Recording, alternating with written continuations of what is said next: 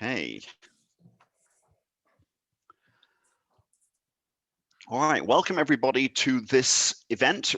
We're having a conversation that forms part of and is also a sort of an add-on to the larger conference about China's rise and Asia's responses. This is a conference that's co-organized. It's really led by the University of Helsinki and NACS, the Nordic Association for China Studies, with collaboration from the Nordic Institute of Asian Studies and our partners, the Nordic NIAS Council. So as some of you know, we have about 25 partners who work together across the Nordic region to promote Asian studies, and we have a conference every year, and this is our 2021 conference.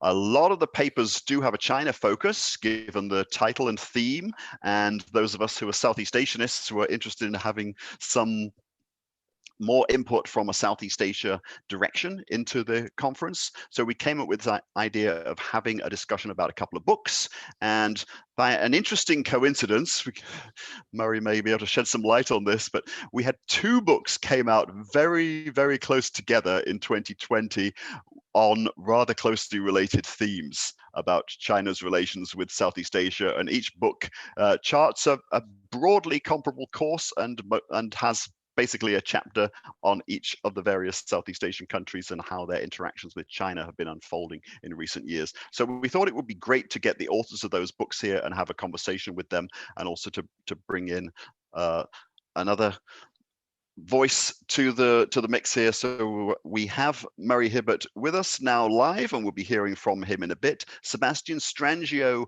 it's a bit of a problem time-wise to get people in Australia onto the same session as people in Southeast Asia and Europe, especially given Finnish time and so forth. So Sebastian's conversation with us was pre-recorded last week. Petra and I are trying to wear the same clothes and act like it all happened 5 minutes ago, but actually it is one that we made earlier. So we'll go to that very shortly. But let me just say, we have a great panel of people here. I'm Duncan McCargo. I'm director of the Nordic Institute of Asian Studies and a political science professor at the University of Copenhagen. I'm joined by my NIAS colleague, Petra Desitova. Petra, do you want to say hello? Hi. And introduce yourself. Okay, I thought you were going to continue with the introduction, but thanks.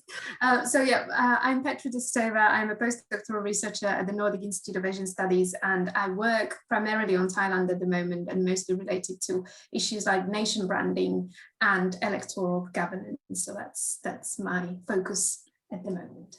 Great, thanks a lot, Petra. So we're going to have sort of three other contributors, one of whom, Sebastian Strangio, who's the Southeast Asia editor of The Diplomat, is going to join us only virtually and in recorded format shortly. We're also very privileged to have with us Murray Hiebert, who I've known for many years, originally in his former identity as a correspondent with Far East Economic Review. I think he reported from at least 4 different Southeast Asian countries over the years, and latterly in his incarnation at the Center for Strategic and International Studies, where he's a senior associate of the Southeast Asia program.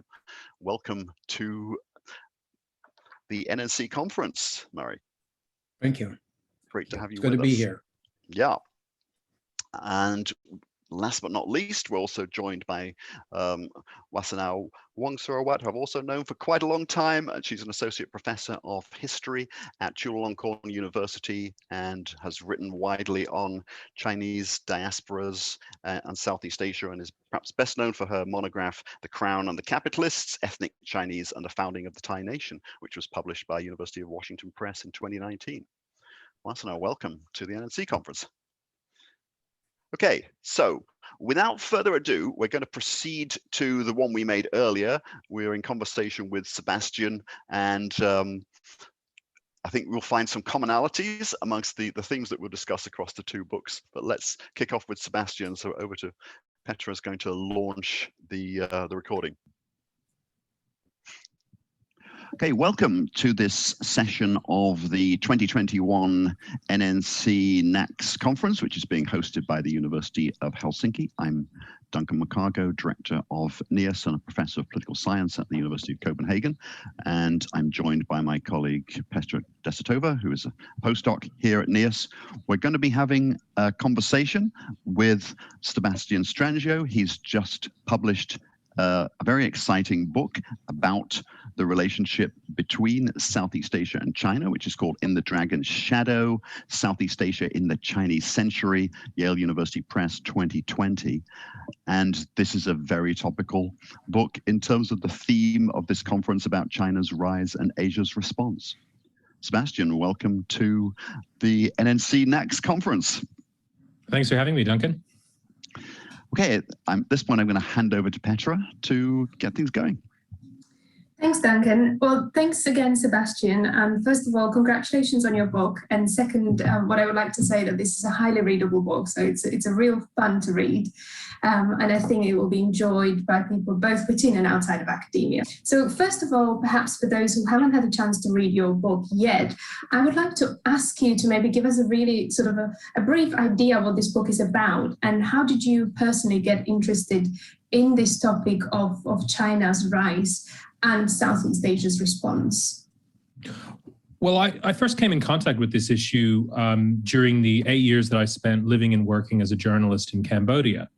I mean, many of our listeners will know that in recent years, Prime Minister Hun Sen's Cambodia has become sort of emblematic of the rise of Chinese influence in Southeast Asia. It's spoken of as a Chinese client state, and certainly in the time that I spent there, the physical presence, Chinese investment presence, investment of Chinese expatriates and business people and tourists, grew exponentially.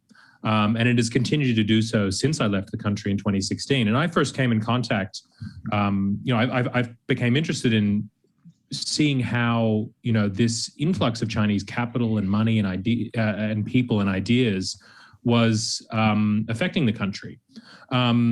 Cambodia offered an interesting angle, I think, on the question of China's growing power. Obviously, like I said, there was the physical aspects of it, the bridges that were being built with Belt and Road Initiative money, highways, real estate developments, and so forth. But there was also an interesting, political effect in that Cambodia, which had once been the subject of such a concerted democracy-building efforts on the part of Western governments, was now allowed, because of Chinese largesse, to revert to sort of a more authoritarian system of government. And so, I came to see that Cambodia reflected in important ways wider international developments. And from there, I sort of became interested in seeing how these economic, political, ideological factors were playing out in other parts of Southeast Asia. And so I traveled around, and wherever I went on a reporting trip, I would ask people what their views were of China and sort of try and gather threads that I brought together in this book. The book covers 9 of the Southeast Asian countries, and I really try to provide a journalistic picture of each nation's relationship with China. It's the historical patterns of interaction between these nations and their pre-colonial predecessors with China and the various Chinese dynasties and empires, and how that is shaping their responses to China's growing power in the present. And so, I proceed country by country, and I visited each of the countries that I speak about in the book. And I try to really tell their story, or tell the story of their relationship with China and what it might mean sort of in the years to come.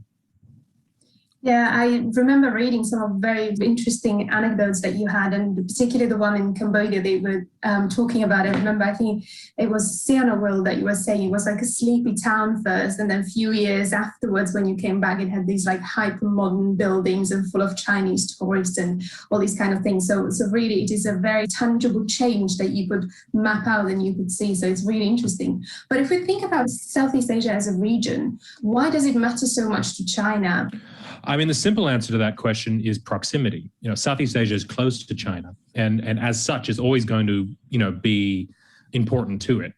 to a certain extent. Specifically, Southeast Asia is important in the context of China's neighborhood relations. If you imagine looking out at Asia from Beijing, you see, you're presented with a fairly claustrophobic picture. You have U.S. treaty allies off China's east coast, Japan, South Korea, and the Philippines.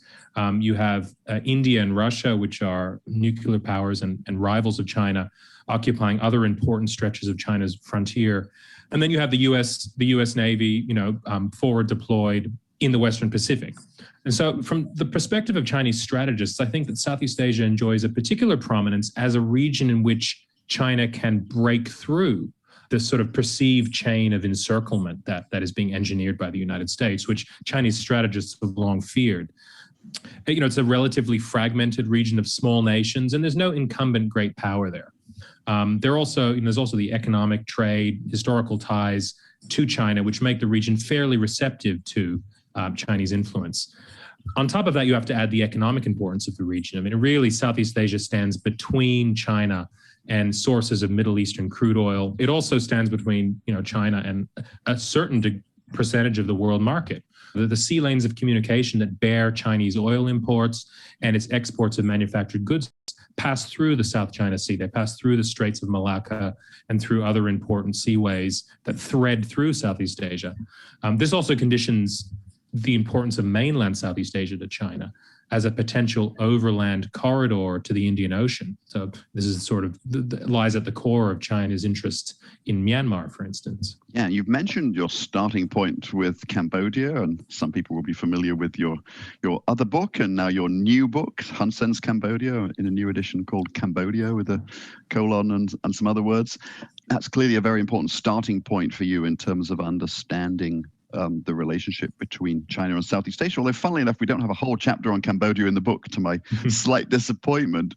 For me, I suppose there was a bit of an aha moment when I was living in Thailand in 2012, when we had this extraordinary ASEAN meeting, which did not result in the normal ASEAN statement, and extensive speculation that the Chinese government had in some way, let's just say, lent on the Cambodians to dodge the bullet of confronting controversial points about the South China Seas dispute. Could you say something about that moment? Was that a revelatory moment, or is this just something that people have latched onto? It did mark a sort of threshold. I mean, as you said, this is the first time in the history of ASEAN summits where they had not issued their joint communique. Even though these communiques are often very anodyne, very blandly worded, representing, of course, the lowest common denominator of consensus within the grouping, the fact that it couldn't even reach a lowest common denominator of consensus on this question, was quite remarkable. And I remember at the time, I didn't report that summit in person, but the commentary at the time there was a lot of surprise and shock about what had happened. And I think, afterwards, some shuttle diplomacy enabled ASEAN to cobble together a consensus. But it kind of demonstrated that when ASEAN's unity poses any sort of threat to greater powers outside, in this case, China, they're not hesitant to exercise what power they have to prevent that from happening. In some ways, something more notable happened later that year at the summit that was held in November, I believe it was, because Cambodia was hosting that year, and there was the big summit in Phnom Penh. And, this was U.S. President Barack Obama visited, the first sitting U.S. president to visit Cambodia ever, I believe. And on what they call the Peace Palace, which is one of the main government buildings where dignitaries are welcomed by the prime minister and senior officials, there were two big banners that read, "Long live the People's Republic of China." And this was, the U.S., the motorcade from the airport bearing President Obama would have driven right past these signs. And I think that sort of signified to me a slight shifting of the guard in terms of, or the point at which China's influence in Cambodia hit a tipping point. And it's not surprising that, in the decades since then, we've seen the Cambodian government, with the knowledge of Chinese support and backing, settling old scores with a lot of its political enemies and really abrogating the political sediment that created Cambodia's democratic system, as imperfect as it's always been, in the early 1990s. I think this question sort of nicely ties into some of the other questions that we would like to ask you. But what's quite interesting, and you've already touched upon, there isn't really a simple way of approaching this relationship between Southeast Asia and China, because as you already said, there's a huge level of diversity within the region itself. And as you already indicated with Cambodia, different countries obviously have different way of having their relationship with China, and there's a great deal of complexity. So could you maybe tell us a little bit more towards this dynamics of the Southeast Asia relationship with China, and how do these countries respond to China's rising influence? I mean, obviously, South China Sea, as you already alluded to, is a big issue, especially among certain countries when it comes to their relationship. But there are other things that you also mentioned in your book. Well, as you say, each country has its own unique set of relationships with China based around geography, historical patterns of immigration, patterns of encounter with Chinese power and the people of China. I would say that the overarching similarity, the thing that binds these various threads together, is the theme of proximity.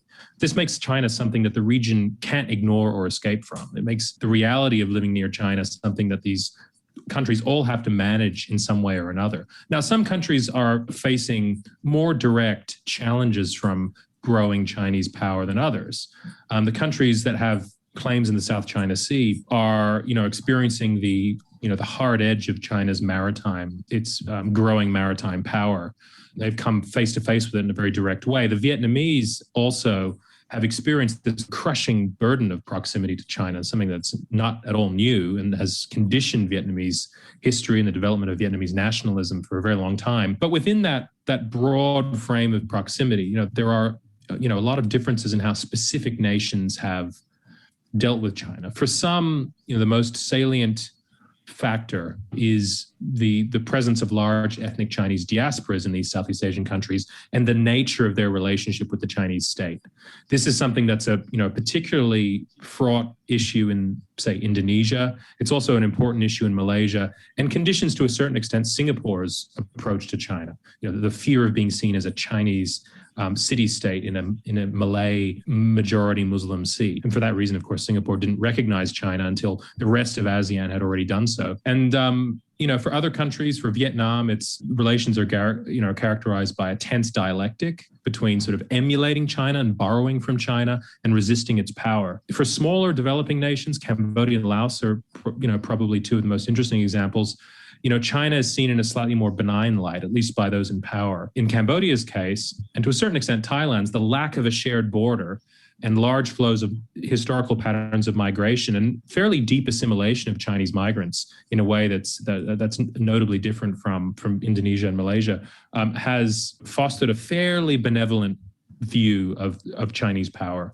But that, of course, is being challenged by the sorts of investments that you mentioned in Sihanoukville, these ugly gambling developments that are creating backlash within Cambodia. And so, it's hard to generalize. Each nation sort of has its own patterns of historical interaction with China. Again, sort of the purpose of my book is to try and tease out some of these things and provide some kind of an indication as to where relations are going to go as China's power continues to grow. So out of these 9 Southeast Asian countries that you analyze in your book, which one would you say, if at all possible, has the most complex relationship with China? I think without a doubt, Vietnam. Here's a country that uniquely faces China's rising power, not just on its land border, through which Chinese invading armies have moved for centuries, but also at sea. It also bears a large proportion of the downstream effects of the hydropower dams that China has developed on the upper Mekong River. The Mekong Delta in southern Vietnam, a hugely important agricultural region for Vietnam, is witnessing some severe problems because of the development of these dams. And Vietnam has got no ability to develop hydropower of its own on the Mekong, given the fact that it's very flat and broad at that point. So it's gotten all of the costs and none of the benefits. And so it's sort of stuck in this pincer. But at the same time, the complexity is heightened by what I talked about before, this sense of being bound to China in this sort of really fraught and anguished way. It has experienced more than any other Southeast Asian nation and people the hard edge of Chinese power, invasions, subjugation, and annexation by various Chinese dynasties. By the same token, it has absorbed a huge amount from China, for everything from the writing system to military technologies, moral philosophies, forms of social structure. All of these things have been gradually assimilated. And they are the very tools that in some ways have given Vietnam the ability to to defend its independence from China. And then you add on top of that as well the fact that both nations are governed by communist parties that have historical links that go back many decades, and that there's a very strong shared interest between these two communist parties as to their continued survival in a post-communist world. The fact that that most of the Vietnamese population is stridently anti-Chinese and very suspicious of China, and that the nationalist tradition in Vietnam is very suspicious of China, adds a further tension to the position that the country's government finds itself in. I would say that the Philippines also has a fairly complex relationship, being both a US treaty ally and a claimant in the South China Sea. I mean, it's really stuck in a very uncomfortable position between this sort of dueling superpowers that we see in the region right now. The dueling superpowers. I was living in the US, or based most of my time in the US, for a number of years until moving to Copenhagen. And every time I'd give a public talk about Southeast Asian politics, often about domestic Thai politics, actually, I would get these questions. It was very clear that many people in the audience were reading what was going on in Thailand and elsewhere in Southeast Asia entirely through the lens of a zero-sum game of influence between the United States and China. How useful do you find this idea that understanding Southeast Asia through this perspective of superpower competition really explains what's going on there? You hear this complaint often from analysts and observers of African politics as well, that American engagement with the region is purely taking place because of concerns about encroaching Chinese influence. And I think that this to some extent reflects, again, the sort of differential proximity of the two powers. Southeast Asia is a region that China cannot help but be involved in. It is, some of the nations border China. This is China's neighborhood. This is sort of the equivalent of the Caribbean and Central America for the United States. Whereas the US has to make sort of an active effort to engage and be forward deployed. It's a global military power. It's got commitments in every part of the globe. Just seeing the recent flare up in the Israel-Palestine conflict and the fact that the US immediately had to get involved in trying to resolve this will continue to distract American attention. And I think it's quite notable that the Biden administration has, its first steps of engagement with the Asia Pacific have been with the Quad powers, with Japan, India, and Australia, rather than with the nations of Southeast Asia. Whereas Chinese diplomats have, over the past year, the Chinese foreign minister has been to every nation in Southeast Asia, bar Vietnam. And the Chinese are about to hold another summit in Chongqing, which will take place, I think, next week. The Chinese are really trying to send a message that proximity makes China an inevitable partner and an enduring partner, one that is not going to get distracted and walk off in another direction. And the challenge for the United States, I think, is to engage with Southeast Asia in a way that takes into account Southeast Asian needs and desires, rather than simply doing it to counter China. I think that in Southeast Asia, there's not, governments don't have much appetite for a global superpower competition, especially one that's framed, as it so often is in Washington nowadays, as a sort of battle between freedom and authoritarianism. And this is something that it does have some currency in Southeast Asia, but I would say that not at the government level, and that this is something that upsets the careful balance that Southeast Asia has been able to maintain for so long. Right. In your book, you talk about the toxicity of some of these kinds of lines of discussion and conversation. Yeah. If we look at the current period with the global coronavirus pandemic, and I know that you actually analysed this a little bit in your conclusion, how has this situation altered the dynamics of this relationship between Southeast Asia and China? I think that it's underscored some of the tendencies we see in relations between China and Southeast Asia. I mean, it's really emphasized the fact of, again, of proximity, the fact that China is close by. Now that was demonstrated in the first instance by the fact that the first case outside of China was detected in Thailand, where I was living at the time. I distinctly remember everybody all of a sudden putting on face masks, and that wasn't just for the air pollution. And that was my first sense that this coronavirus was something serious. But because of the intertwining of Southeast Asian economies with China and the heavy dependence on trade with China, investment from China, China is going to be central to the region's economic recovery. And because the economic downturns often bring political upheavals in their wake, as we saw with the 97 Asian financial crash, there's a very good chance that China will be central to the region's recovery. And so, this has made it more difficult in some instances for Southeast Asian governments to say no to China, to stand up to it. And it sort of underscored that sense of tension that exists at the heart of the relationship between the two regions. Governments in Southeast Asia are concerned about the origins of COVID and the initial missteps that allowed it to escape Wuhan and to begin its deadly migration around the globe.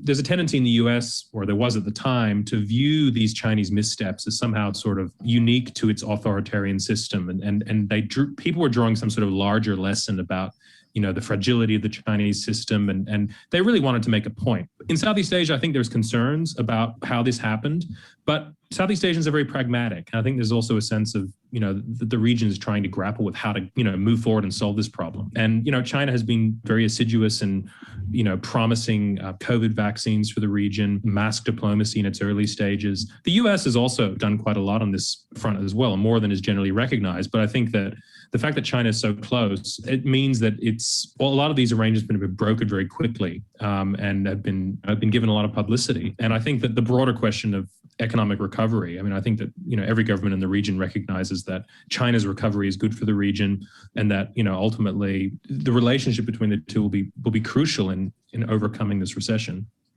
Indeed. I think we probably have time for one more question. Obviously, looking at this complex situation, what would you see, and I understand that I'm inviting you for a degree of speculation here, but what is in store for the future relationship between Southeast Asia and China? Let's say look at the more long-term prospects. Well, a lot depends on the United States and China and their relationship and how they manage the competition, which seems inevitable now. Well, if the two powers move toward open conflict, then it's going to put Southeast Asian nations in a very difficult position. The one thing that could force them to make a snap decision, you know, about aligning with one power or another could be, you know, the outbreak of war between them. If the Chinese government were to invade Taiwan, you know, or there were to be some sort of flare up in the South China Sea, you know, this would pose the region with very unenviable decision. Short of that, I think that we're going to see sort of the current dynamics continuing to play out, I think, you know, along probably a heightened degree of tension. I think that the US and China are going to be locked into some sort of competitive dynamic for the foreseeable future, and that Southeast Asian nations will continue to do what they can to maintain a degree of strategic autonomy in both directions, both autonomy from overbearing Chinese demands, but also sort of desire not to be conscripted into a sort of global ideological struggle against authoritarianism. I think Southeast Asians, again, are much more pragmatic in how they view China. They don't carry a lot of the liberal suppositions that the American policymaking class tends to adhere to. And so there's sort of a bit of tension and resistance there. And I think that the Singaporeans have done quite well at speaking to both China and the United States and really clarifying Southeast Asia's position between them, which is that the region doesn't want war. It wants to maintain good relations with both. It wants to benefit from economic ties to China, but also benefit from the forward deployed security presence of the United States, which will help to counterbalance China's growing strategic weight. And so whether Southeast Asia can have its cake and eat it too, indefinitely is going to be, remains to be seen. I think that the balancing act that every nation in the region is going to be forced to make is going to become more and more difficult, more and more fraught, and the stakes are going to be higher as time goes by. But again, a lot depends on decisions that are made in Beijing and Washington as to, the scope of and the trajectory of the competition between these two powers. Indeed. And what I quite like as well, and that comes through your book, numerous sections as well, is that when we talk about this relationship, and you already indicated that it's not just a relationship between Southeast Asian countries on the whole, but there is a nuance between the government level response and people's level response, which we could see recently with the rise of the Milk Tea Alliance, for instance. Really based on strong sort of popular anti-Chinese attitudes and attitudes against authoritarianism per se. So I think that could kind of throw an interesting dimension to the mix as well for the future. Certainly. Yeah, that's something that's very much something to watch. Great. Yeah, I can easily imagine now another book which is called something like Forced to Choose. Yeah, right. Or an article along those lines with a question mark at the end of the title. Yes, well, things are moving in that direction, unfortunately, but we'll see what happens. Well, thanks very much, Sebastian, for joining us today to talk to us about your book, In the Dragon's Shadow, Southeast Asia in the Chinese Century, out from Yale University Press. And we hope lots of our conference participants and viewers will go off and read that book. It's a fabulous analysis and summary of all these issues with a wide-ranging overview of the region, which is really nicely done. Thanks so much. Thanks for having me.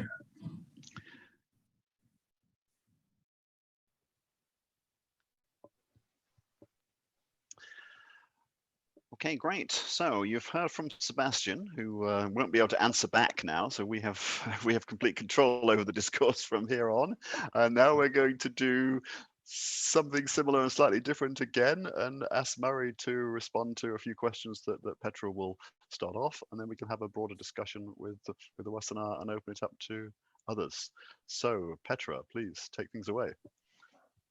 Thanks, Duncan. So once again, before I start, I would like to say that this is a really, really interesting book, and also a highly readable book. And in some ways, I mean, unlike Sebastian's book, this book is much longer and has more detail analysis, and also tackles some of the countries that are not covered in Sebastian's book. So I'm pretty sure that there is enough scope for us to discuss them both in great detail. Okay. So this might sound like a very typical question when somebody writes a book, but I'm going to ask it nevertheless, because I think it's a very interesting question, and given the way how you open your book, I think it's definitely worth asking. But could you tell us how you became interested in this topic of China's influence in Southeast Asia? So where, when, and where was this seed first planted? Wow. So I lived there a long time, so I don't remember the exact moment, but you referred to one of the opening scenes in the book where I referred to, as I was not a journalist yet, I was an NGO person. I was based in Laos, and I was in Vietnam shortly after the Chinese invasion. And the Vietnamese woke me up in the middle of the night one day and said, do you want to go to Lang Son, which is one of the cities that China attacked and leveled? And I guess being only an NGO person at that time who hadn't really studied Asia, that was, except for being on the ground, I think that was a wake-up call. And then, you know, that there's something going on. Later, I came back as a journalist initially in Thailand, and was obviously experiencing China's increased influence, particularly after China had opened the border and allowed trading. And so you started to see Chinese goods pouring into the markets and some Chinese investors coming. Then I moved to Vietnam, and there I became very aware of the tensions in the South China Sea, and watched dynamics such as China taking Johnson South Reef from the Vietnamese, one of the islands in the Spratlys, and brutally gunning down 70, I believe it was, sailors. And then later I moved to Malaysia and Singapore, and also saw the growing influence of China. And I, like Sebastian, I see China's influence in the region as quite mixed.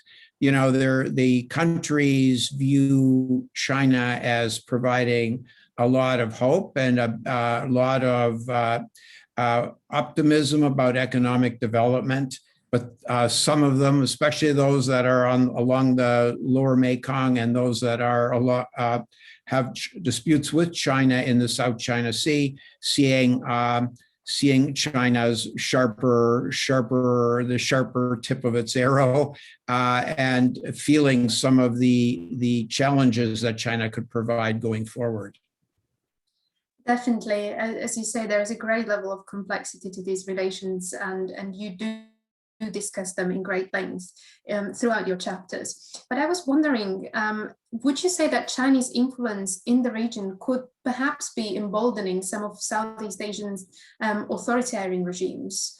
And I think obviously, you know, there are discussions about Cambodia's closeness to China. So would you say, is this something that we can talk about more generally, that China's influence could be empowering the Southeast Asia strongmen, to say? Well, I think that's very much the case. Yes, as you discussed with Sebastian, and he provided some answers, it obviously gave Hun Sen more leeway to after the democratic experiment that the UN was involved in, the international community, Hun Sen was clearly marching toward being more authoritarian. And arresting opposition people, journalists, NGO people, and China gave him backing. At one point, Hun Sen kicks out, I can't remember, about 20 or 30 Uyghurs who had come across Southeast Asia to Cambodia. And at the request of China, the US then cuts off, I think it was 12 or 20 military trucks. And the Chinese immediately agreed to supply those military trucks, and the rest is history. It's been going that way really ever since, and especially ahead of the 2018 elections, when Hun Sen really cracked down against the opposition and the media.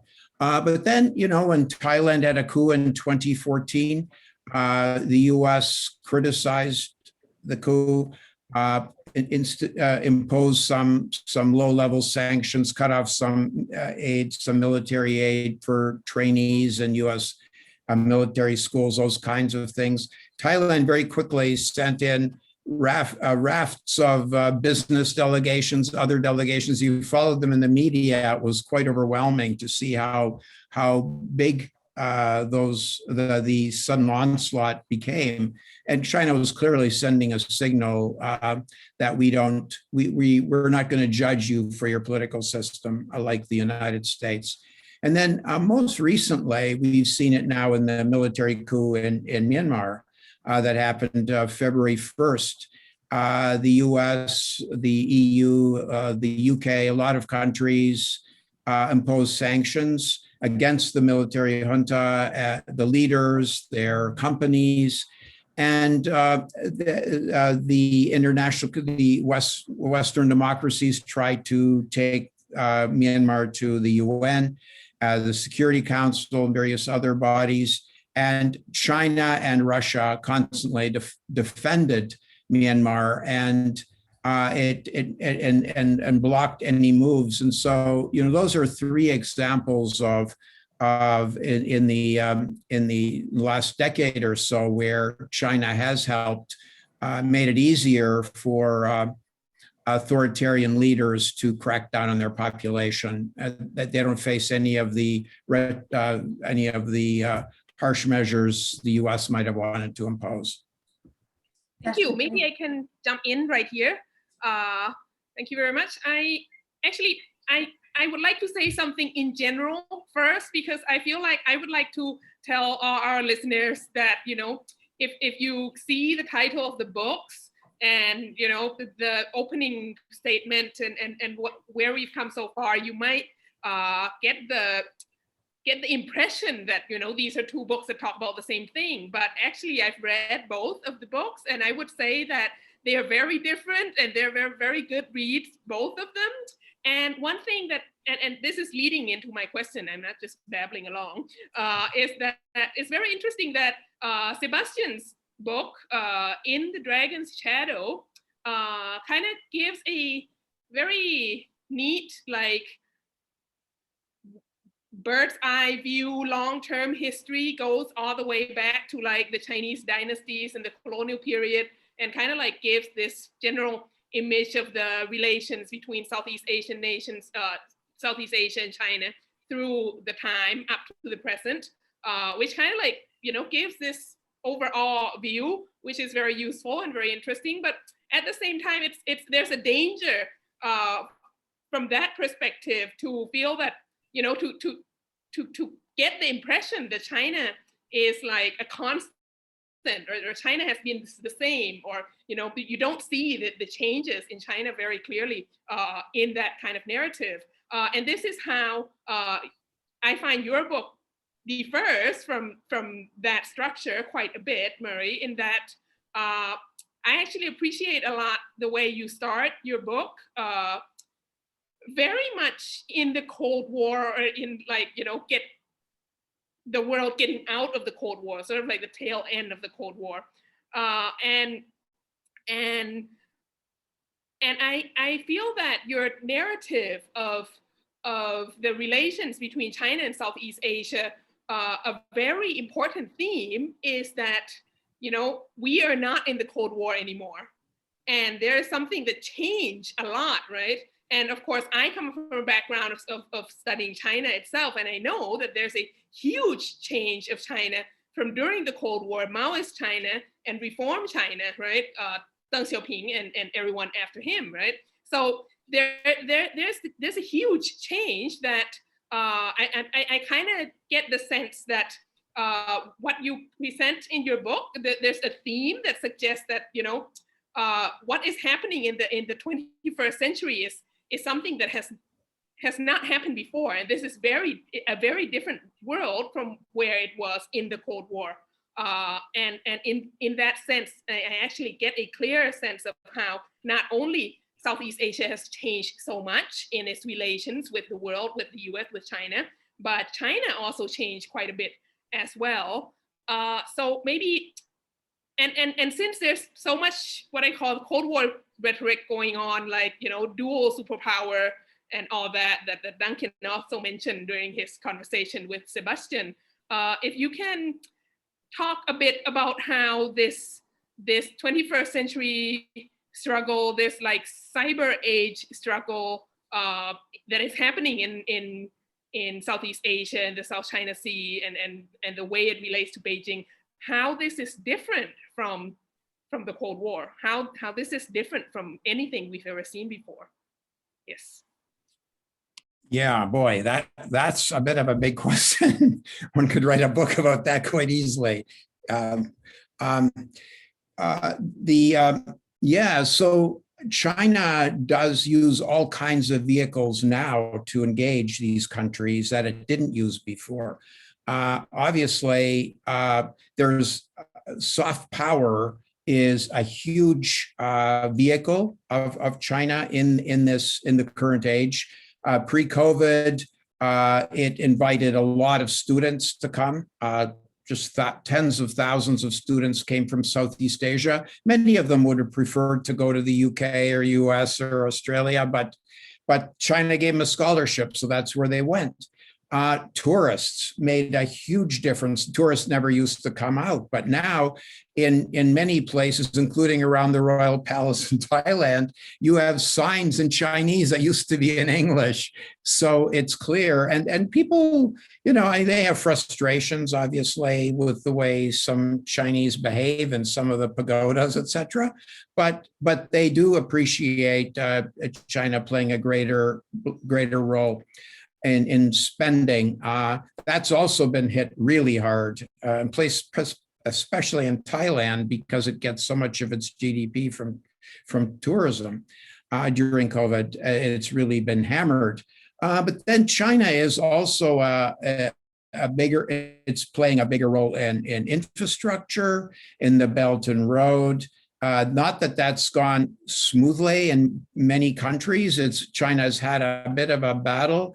But one thing that's very fascinating to me, and we could go through some of the challenges, but when China is faced with tiny Laos standing up to them and saying, well, what you're proposing that we take out a $6-7 billion loan to pay for this railroad that's going to mostly benefit you, China. No, we're not going to do that. And tiny Laos, which is very weak and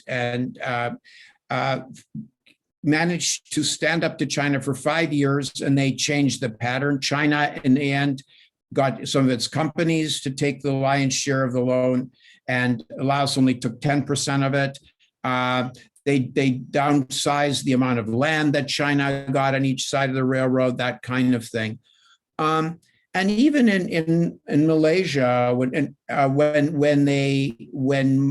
they had a political change in 2018, and the new old Prime Minister Mahathir is elected, and he starts going to Beijing and talking about new style colonialism, China heard that, and they did renegotiate the railroad.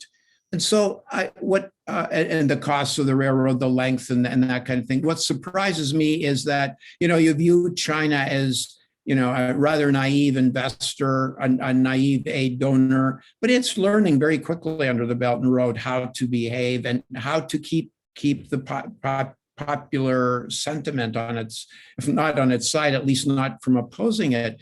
And then it's also, China is by far the biggest investor in the digital space. So it's investing in unicorns in Indonesia, go check, and all the whole bunch, the 4 or 5 big unicorns that have come up in Indonesia. It is much larger investor than, let's say, Amazon or Google or Apple, and that was a little surprising to me, and that they're ready to go with Huawei, despite the fact that the U.S. declares them to be a big spying outfit for the United States. But also, this is the first time China has actually been so aggressive militarily in the South China Sea. In the old days, during the Cold War, in 1974, it stole the Paracel Islands from the old South Vietnamese government, American-backed South Vietnamese government, and it has put a lot of pressure on Vietnam, on Malaysia, on the Philippines, not to develop oil and gas with Western or non-Chinese, non-Southeast Asian oil and gas companies. It has put a lot of pressure on Vietnam and the Philippines and Indonesia on fishing. These are our historical fishing waters, even though it's in your exclusive economic zone. We are going to send in our Coast Guard, giant Coast Guard ships that are as big as an American aircraft carrier, and the maritime militia vessels. And so that's also very different in that area, where it's much more aggressive in terms of showing hard, or even some might call it sharp power. It's also spying a lot more. You see them going into it's really hard to get at this. We know a lot more about what China's doing in New Zealand and Australia in terms of what's going on in cyber. But it was interesting, ahead of Vietnam hosting the APEC in 2017, when it was also going to host Donald Trump and Xi Jinping. China was all over the APEC officials, going into their computers to try to figure out what Vietnam was going to propose. And so, yeah, China has many more tools. Some of the tools are quite benign, and some are actually quite positive, and others are, rather sharp elbowed. If I might build on that question a bit, my second question is something that is, in my point of view, clearly a product of the Cold War, which is ASEAN. I mean, ASEAN was founded, when Southeast Asia was like aligned, much of it, the founders of ASEAN were all aligned with the US. And ASEAN started out as a kind of like, I don't know, follow-up to CETO or something. From my point of view, ASEAN is very clearly a product of the Cold War. But ASEAN survived the Cold War. And now in this situation, Sebastian talked a bit about this as well. But I mean, in your book, I think we see how like this, something that has been, I don't know, an apparatus of the US during the Cold War is now then being manipulated by China or being influenced by China to gain access or allies or networks in Southeast Asia. But then again, we also see that China appears to be at the present a big challenge to the functioning of ASEAN. So can you tell us a bit about how you see the sort of like transformation of ASEAN from the Cold War into the post-Cold War, and how is this going to affect this struggle in the South China Sea and this struggle for influence between China and the US? Yeah, that's a good question. Obviously, some of the biggest changes started happening in ASEAN. Well, the Cold War ended in the early 90s, right? But beyond that, when it in the 90s admitted, and the early 2000s admitted Vietnam, Cambodia, Laos, and Myanmar.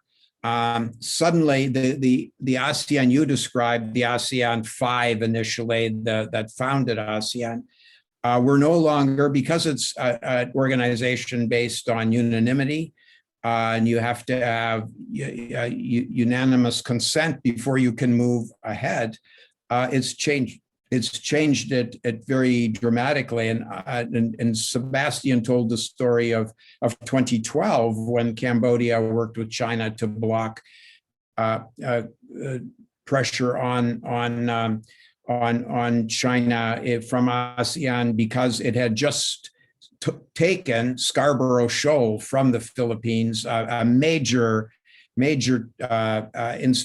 place where Philippine fishermen had fished forever. It was a very important place for the Philippine Navy. They took that, and China got away without being criticized by ASEAN because Cambodia stood up for it. That whole pattern has really continued. So when China rather in 2014 puts a giant oil rig in the exclusive economic zone of Vietnam and begins to look for, it was an exploration rig rather, starts to look for oil and gas in Vietnamese territory, ASEAN was very weak, could almost do nothing. And in the end, ASEAN, when the arbitral tribunal ruling went against China, Philippines after 2012 brought a case against China for what it did in Scarborough Shoal. China lost in the end, lost 95% of the ruling went against China, and yet ASEAN decided not to criticize. A few countries criticized. Singapore only suggested that maybe you ought to start living by the rule of law, and they got dinged and disciplined for a year and a half by the Chinese. Senior leaders wouldn't talk to Singapore or visit Singapore or invite them to China.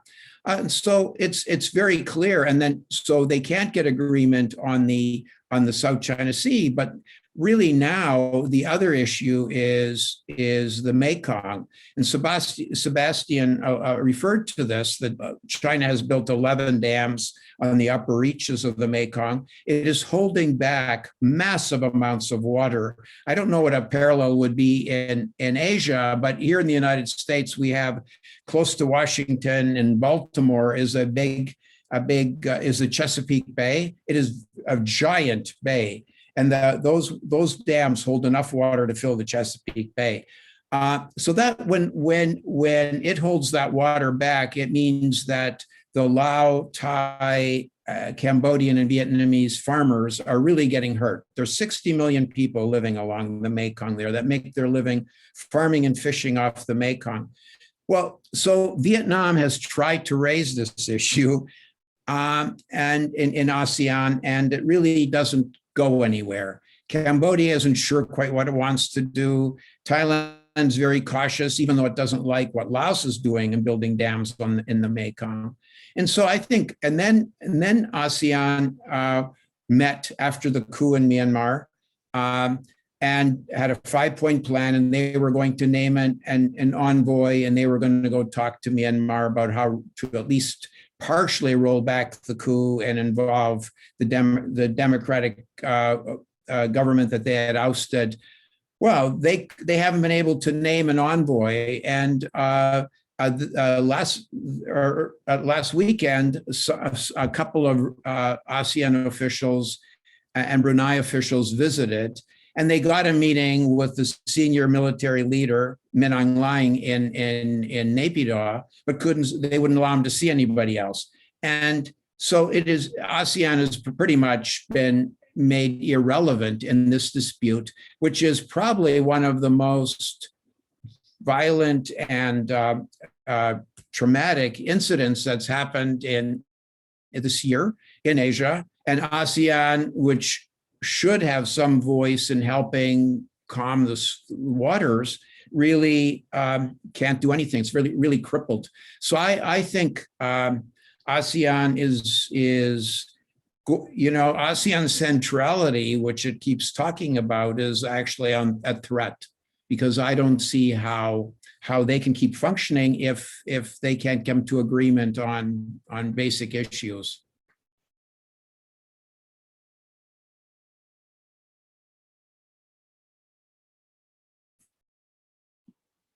Great, thank you very much. That gives a very clear perspective of what is going on. I think Petra should ask more questions. I don't want to dominate the conversation here. Right, I think Duncan was going to ask a question. Duncan, if you want to jump in, then I'll continue with some of mine.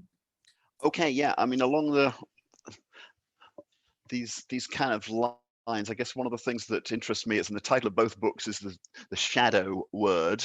And as a Southeast Asianist, I guess I'm slightly discombobulated by the notion that Southeast Asia could be under anybody's shadow, because to me Southeast Asia is the center of the universe, and there's no reason at all why it would be China that would be under Southeast Asia's shadow in my mind, just like I think Europe and the US is under Southeast Asia's shadow. My view might be a little bit extreme, but the problem with the title is very catchy, and I guess we all have to struggle with our publishers to figure out what a catchy title is for these kind of books. But what about the agency of Southeast Asia vis-a-vis China in this relationship?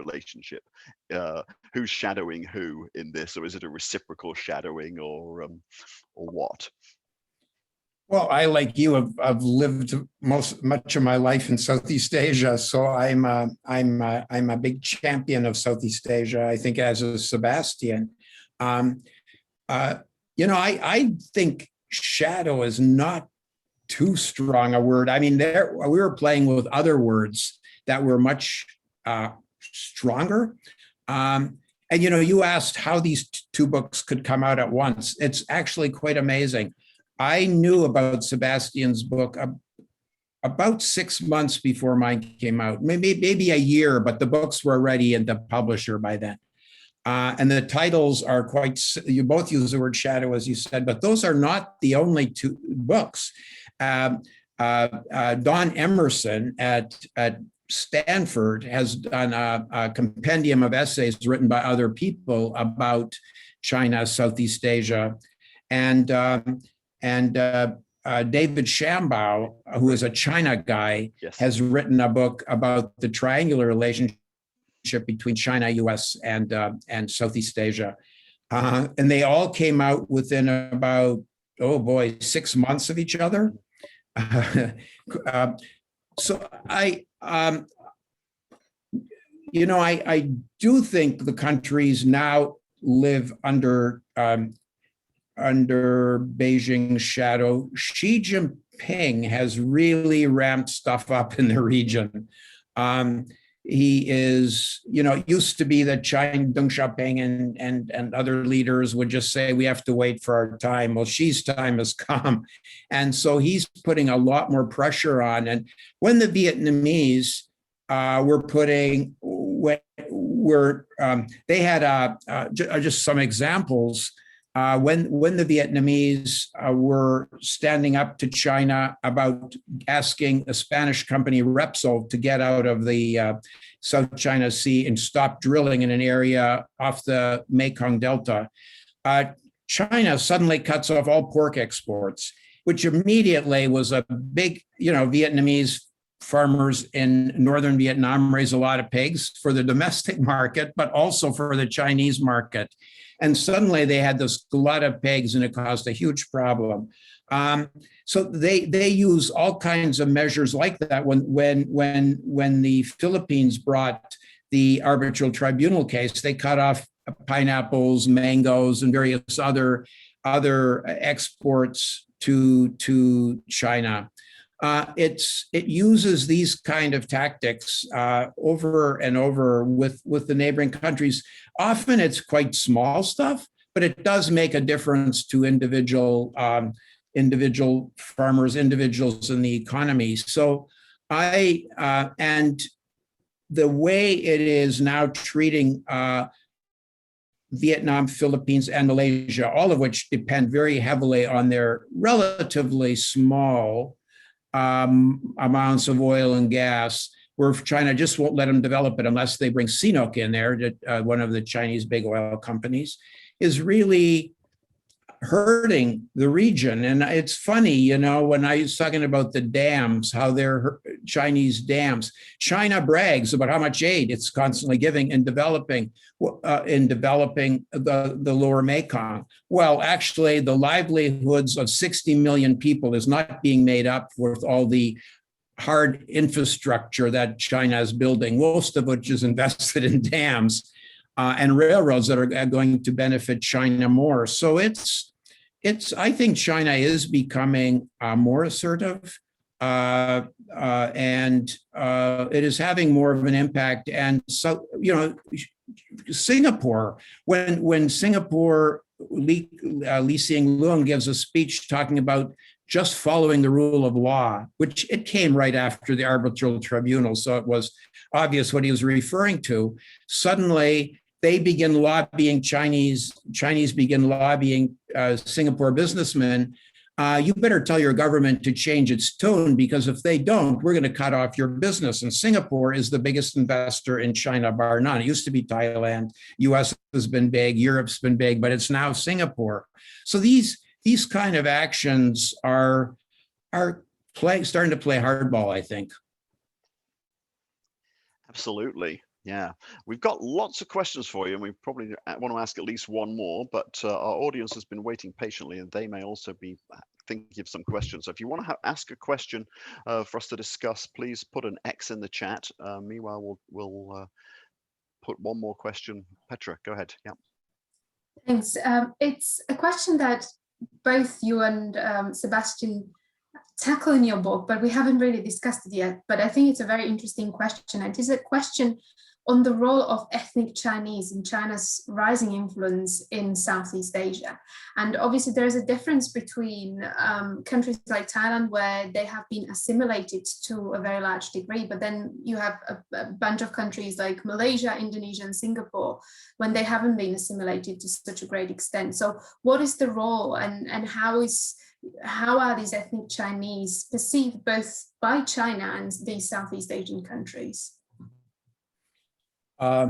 Well, you know, it's again country by country, but I'll try to be simplified a little. So ethnic Chinese have obviously migrated to Southeast Asia for hundreds of years, and most of those are fairly well integrated. We'll call them the old timers, the old people who came a long time ago. And the one exception probably is Indonesia, where they are a pretty small grouping of about 3-4%. They do have a very heavy influence in the economy, which is true in all the countries. But there has been, that's been complicated forever. Indonesia was one of the last countries to normalize relations with China. Followed quickly by Brunei and Singapore, but it was of the large countries, it was one of the last because of what happened in 1965. The Indonesians blamed China for instigating a coup, and that toppled Sukarno and brought Suharto, and there was a purge of killing of lots of people, maybe up to 500,000 people, a lot of them ethnic Chinese, but others that were alleged to be communists, many of whom weren't probably. So that then the Chinese were banned from having their own schools, their own newspapers, etc. That gradually changed toward the end of Suharto. But then when Suharto was toppled during the financial crisis, there was a lot of the ethnic Chinese were again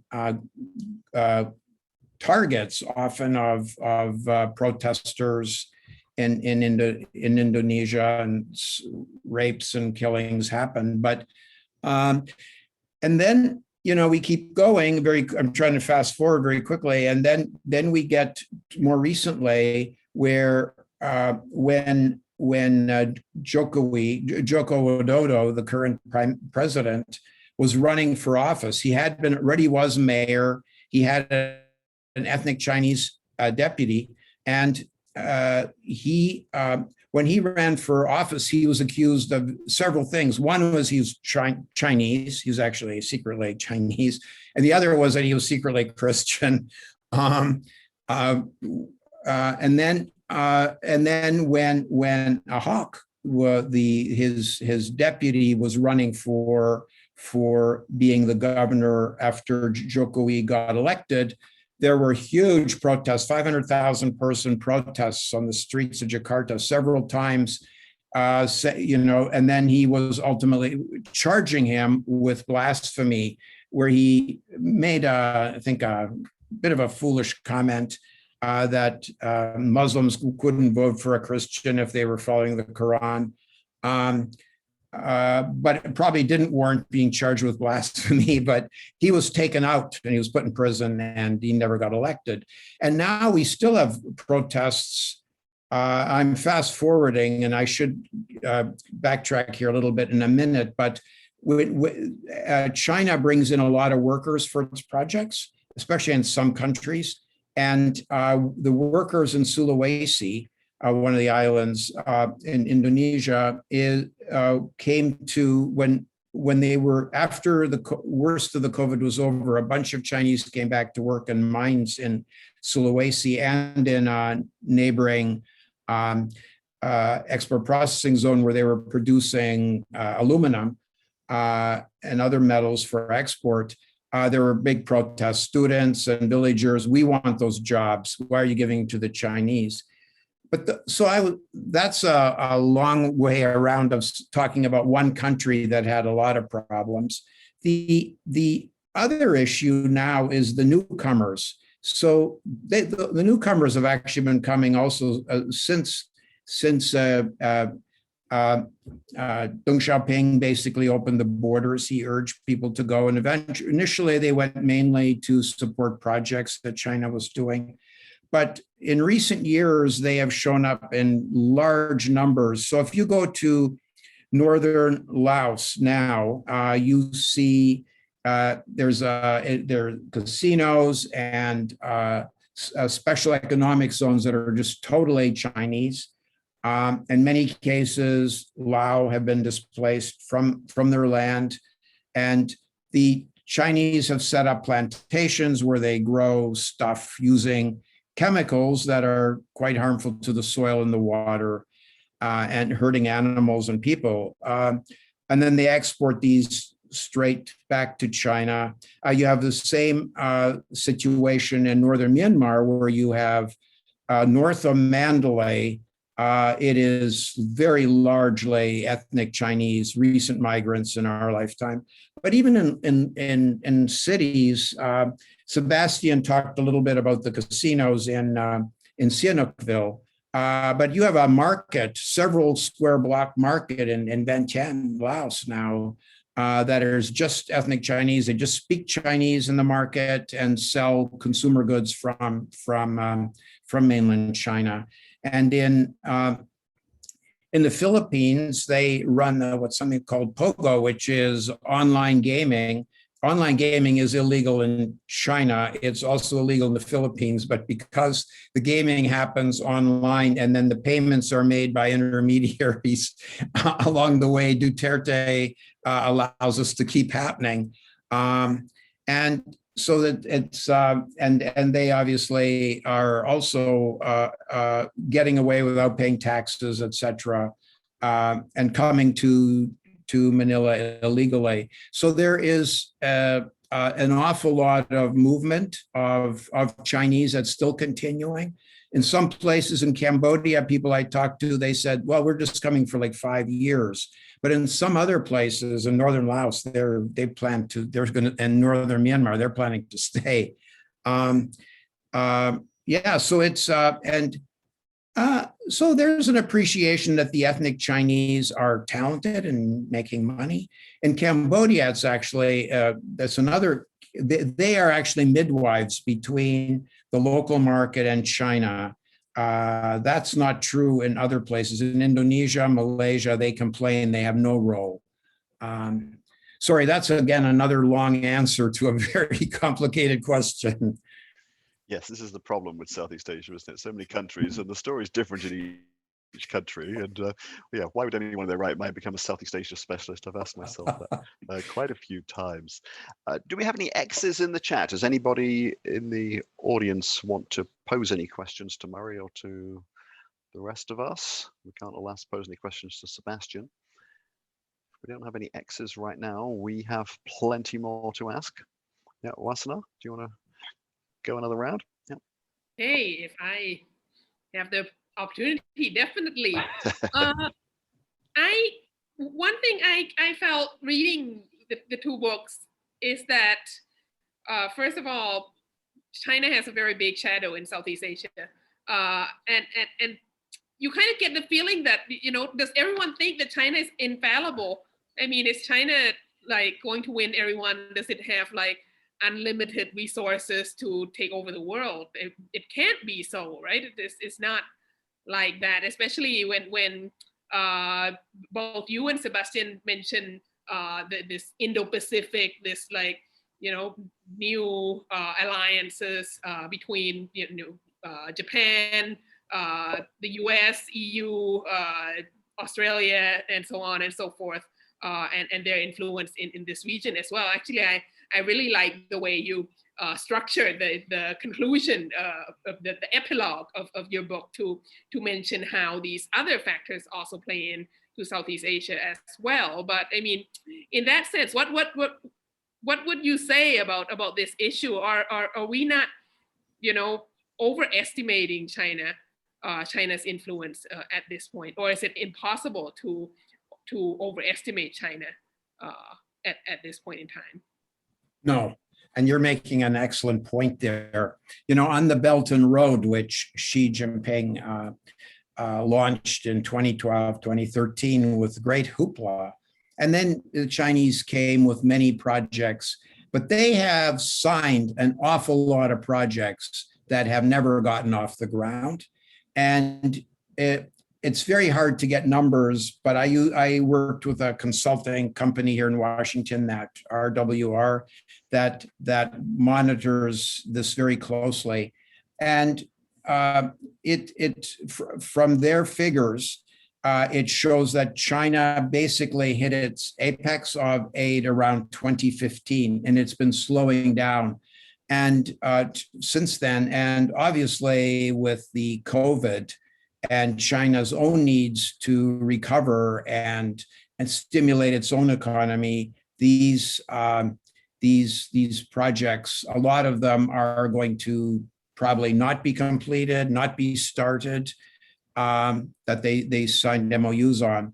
And I think China is also starting to hear some of what Southeast Asians are saying. I talked a little bit about some of the concerns of Laos, but by 2019, when Xi Jinping hosted a conference in Beijing, a second one on the Belt and Road, he was talking differently. He said, you know, we got to be more transparent in what we're doing. We've got to be more green, meaning less polluting. And 3, we've got to address corruption. This is not acceptable, you know, that we're buying our way into all these projects with the elite. And that's really, you know, you see that all over, especially in the poorer countries like Laos, Cambodia. They're just buying their way in many cases. So it's clear that China is hearing some of the messages that they're getting. And I think the AIB, the Asian Infrastructure Investment Bank that China set up, is really trying. And I think some of the leadership has worked for the ADB and the World Bank, et cetera. And they're trying to bring in more green and transparent and labor respecting kind of regulations in these projects. So first of all, I don't think China is 10 feet tall and invincible. I think and it has faced a number of problems, but I think part of the problem is, and that I make this point at the end of my book, is if the countries in Southeast Asia didn't all go to China and the US actually too, all go individually, but if they would compare notes, for example, Malaysia is paying 4% for its East Coast rail link, 4% interest. Well, Laos and Thailand were offered 2%. Why wouldn't you compare notes and find out what China is actually doing? Why would you pay premium if you don't have to? You know, it's crazy. Myanmar, before the coup, Aung San Suu Kyi could not figure out what to do with some of these giant projects that the military government had agreed to. But why didn't they turn to Laos and Thailand and Malaysia that had already been negotiating projects just to learn their lessons? How do you how can you deal with China? How do you negotiate with China? I think they would, and if they would all agree, if the lower Mekong countries would all agree, China, we're really fed up that you're going to starve our our farmers from rice and fishing. I think China would have to listen. But if you're all going to go off individually, little countries with 15 million people, it's China can ignore you. So I think China isn't 10 feet tall, but I think also ASEAN has a lot more agency, or Southeast Asia has a lot more agency if they would work together instead of against each other to try to get an advantage from China. Great, thanks, Mo. Yeah, it's called divide and rule, and it's Yes. a fairly well-known tactic that a number of other powerful countries have used in the past, including the one I myself come from. Yeah, but it's sad how it works every time, isn't it? Really. Okay, we have a couple of people indicating they'd like to ask questions. We don't have an enormous amount of time left, so perhaps we can get fairly quick questions and quick responses and see if we can cover those. Lynn Lay? Yeah, do you want to just give us your question quickly? Yeah. Yes, hi.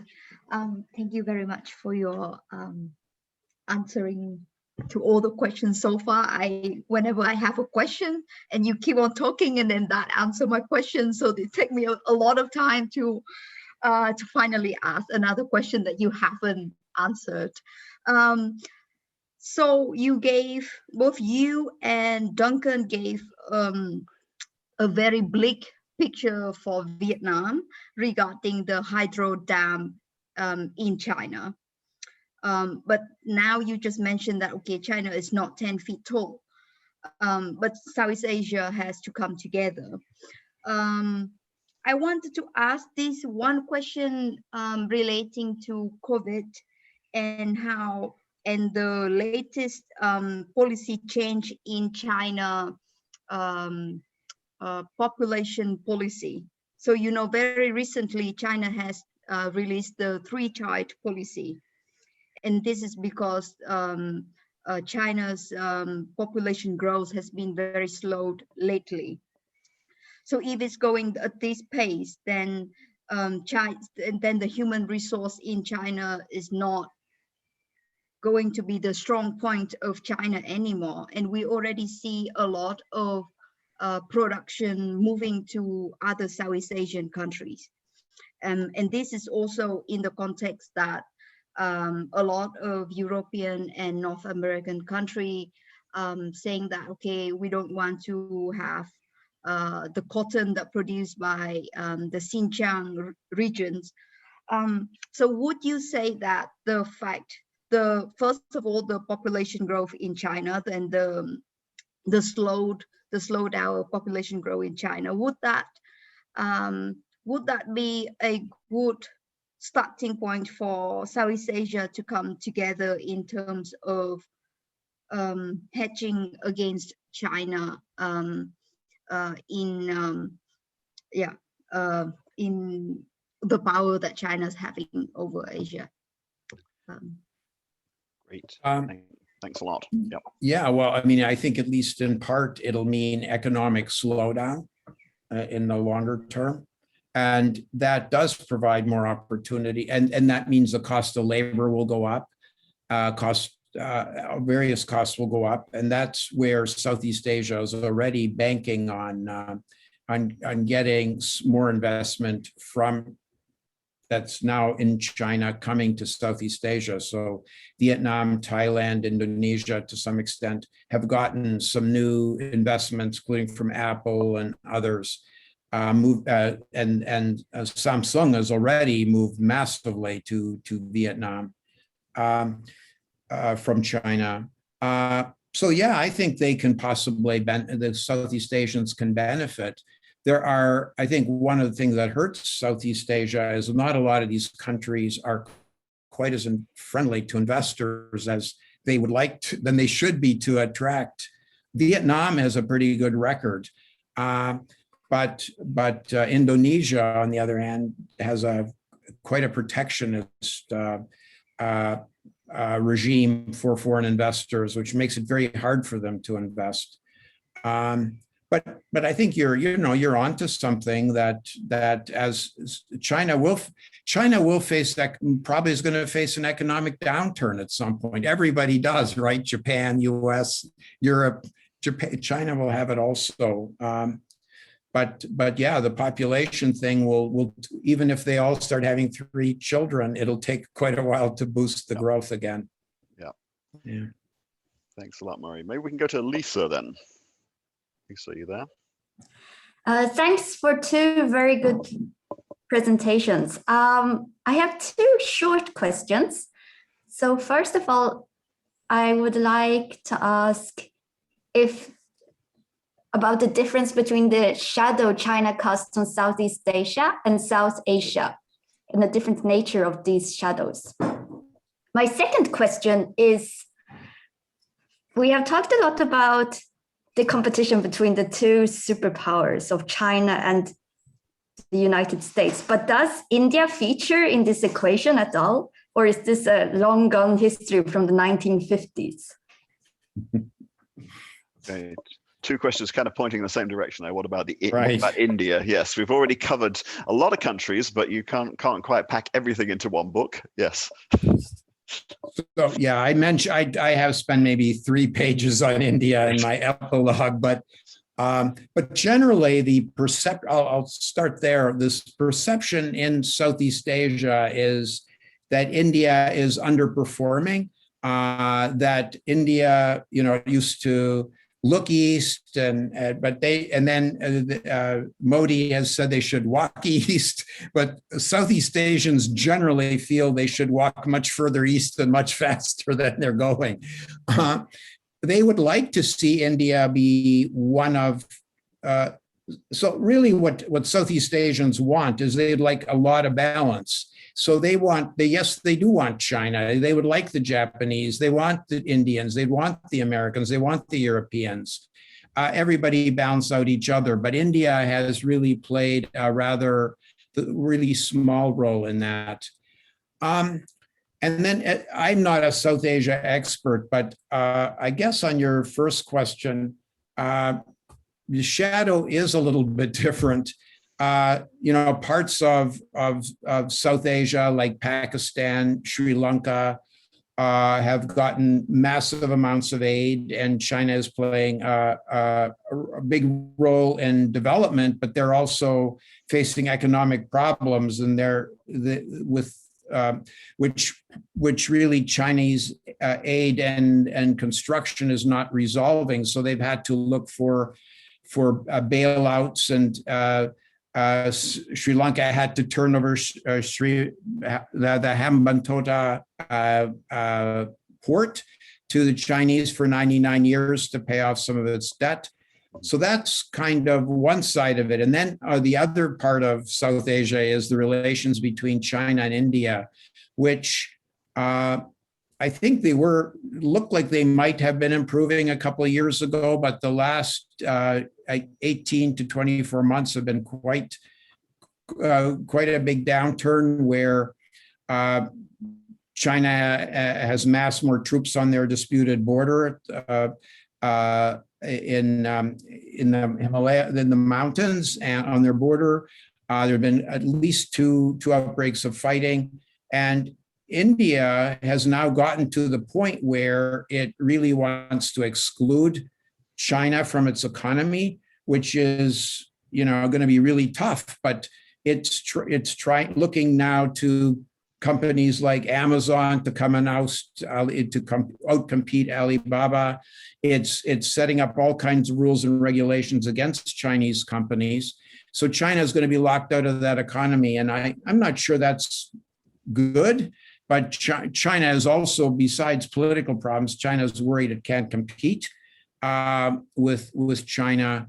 And you might recall that the Regional Comprehensive Economic Partnership, this trade agreement that involved the ASEANs plus China, South Korea, Australia, Japan, etc. India was part of that until the end of 2018 when it pulled out. And you ask Indian officials, why'd you pull out? They'll say, we can't do business with the Chinese. So it's rather a negative kind of relationship between those two countries at this point. Thanks a lot, Murray. Camilla, you posted a couple of things in the chat. I don't know if you want to just make a quick comment as we come to the end of the session. Yeah, thanks. Yeah, some really interesting talks. So thanks for that. Yeah, I was just wondering. You said, Murray, that the ASEAN centrality is under threat. So is there a way to recover ASEAN where you this Singapore former top diplomat Bilan Kaushkan, he stated that Bilahari, you probably know him better than I do. He stated this about that you have to cut loose the two to save the eight. So in order to kind of save the centrality of ASEAN, especially when the Quad coming in and all this that we talked about, the great power competition, do you see kind of a subgrouping or something that could kind of develop out of ASEAN? Thanks. Okay. Yes. Murray had to say something nice about Bilahari because he wrote a lovely review of the two books in Foreign Affairs and particularly praised Murray's. Yes. He's also a longtime friend, and I've known him all over the region. But I mean, he's got a point there. It would create a lot of heartburn, I think, in ASEAN if you kicked out Myanmar and Cambodia, kicked out maybe even Laos. But I think one other alternative, ASEAN is held back by countries, not only in this geopolitical sphere of standing up to China and maybe even standing up to the US, but economically they're hurt because you have some countries that want to open up their economies much faster, get rid of all tariffs, etc. And then you have others that are moving much slower. And so there has been this notion that's been developed over the last 5 or 7 years of the X plus number. So you would have countries, and they did this in an economic agreement when they did the ASEAN Economic Community. They agreed that countries could join at a different pace and keep some of their laws, some of their tariffs a little longer than others. They could do this politically also. So you could, right now, the Indonesians are livid about the way ASEAN has dealt with Myanmar. Malaysia is quite upset. Singapore, it's saying it's upset, but I don't know exactly what Singapore is thinking right now. But at least those three countries are very different place than Brunei, which seemingly has let China convince them to just let the current status quo continue. But if you had several countries that were allowed to go off in a slightly different direction, that would I think allow ASEAN to save some centrality. If you're going to demand 100% unanimity, you're just going to be hobbling along on one very defective leg, I think, for quite some time. Great. Thanks a lot, Murray. We're almost at the end of our time. I'm conscious there's a lot more we could discuss, and we could also, we've been asking you questions, Murray, but actually Wasana, who's been asking you some questions, is somebody we could also be asking questions of. Wasana, did you want to make any final comment on our discussions today? Well, I think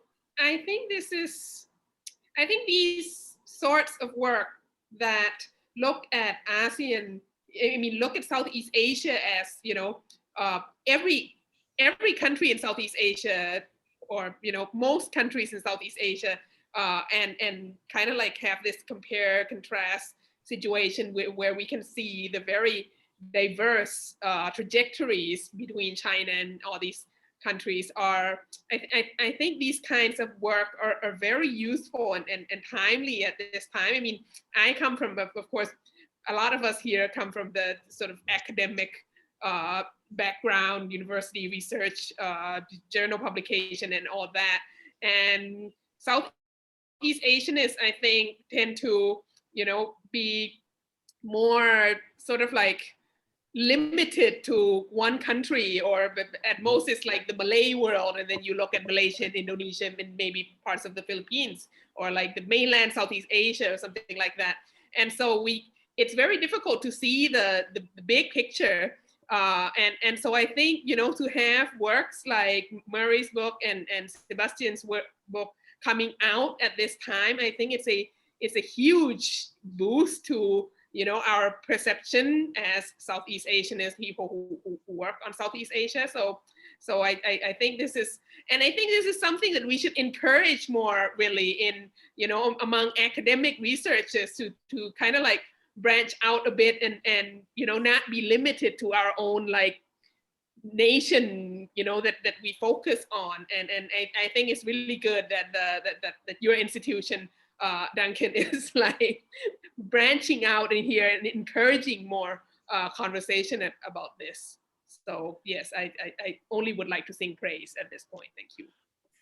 Thanks a lot, man. Yeah, I couldn't have put it better myself. This is really the point here. I am very interested in getting academics to think about why it is that they're not writing the books that we actually need about Southeast Asia, and it's people with journalistic backgrounds who are writing those books instead. And we may feel, well, we academics are floating above that, but we're floating so high above it and nobody's really doing it. And I think academics need to come more down to earth and also think more comparatively. We talk a lot about global Asias and these notions of cross-cutting Asia and inter-Asia, this and that, but there aren't many people who are really doing it in the way that these two books actually do it. And that's why they're so interesting and why we thought it would be great to have this discussion today.